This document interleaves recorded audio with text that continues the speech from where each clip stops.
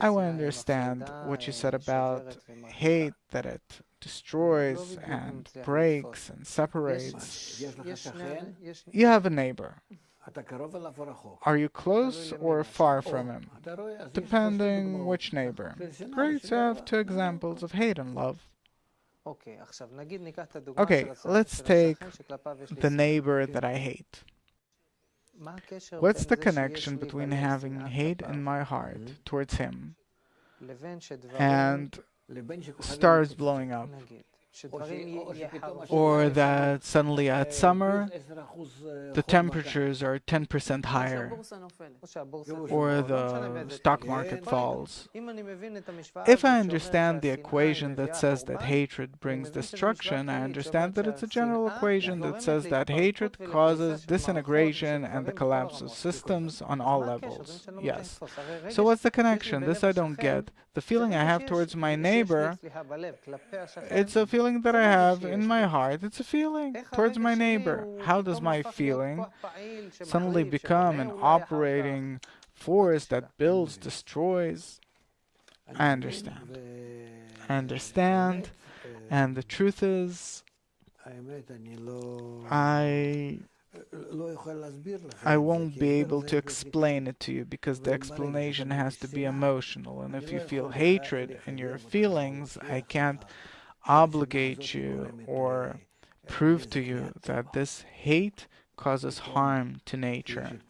That suddenly there are explosions on the sun, and suddenly the icebergs are melting, and so on.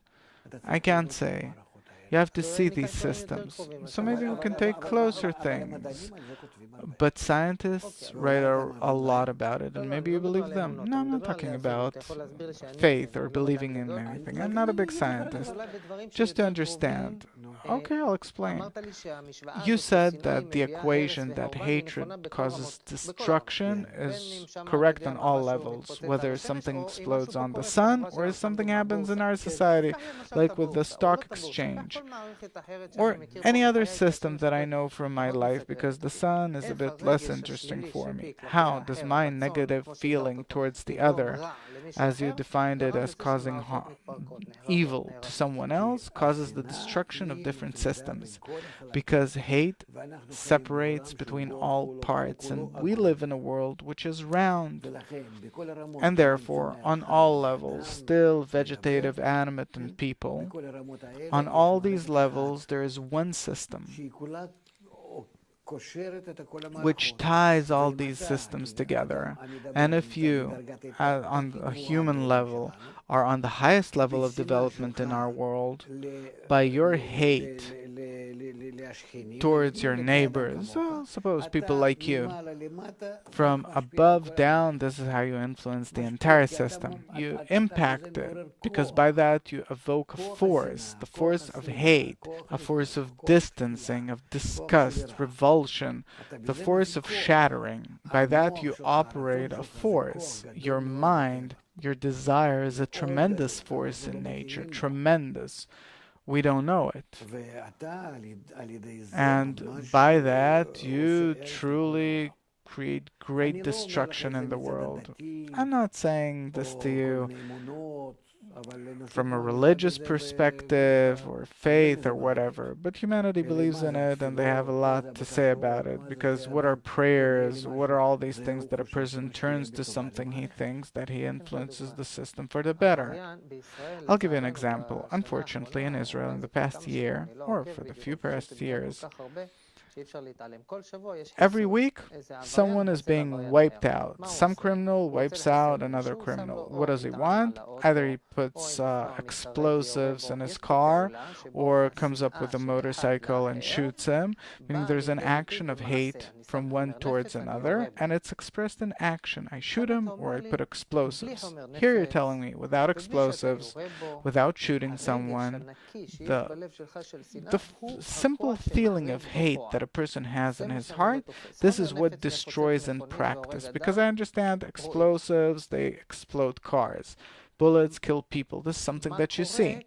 What happens when there are no explosives, when there is no gun or knife? There's only this motivating force of hate. And I'm not doing something in practice in order to destroy you. Does it destroy them too without the action itself? Let's have an exercise. I invite you to a workshop and you'll acknowledge that there is the good force and the bad force in relations between people, and gradually, not all at once, but gradually you'll start acknowledging that these forces are the most influential forces in nature, the true forces, the forces that are in the foundation of nature, the force of good and evil. Two forces, plus and minus.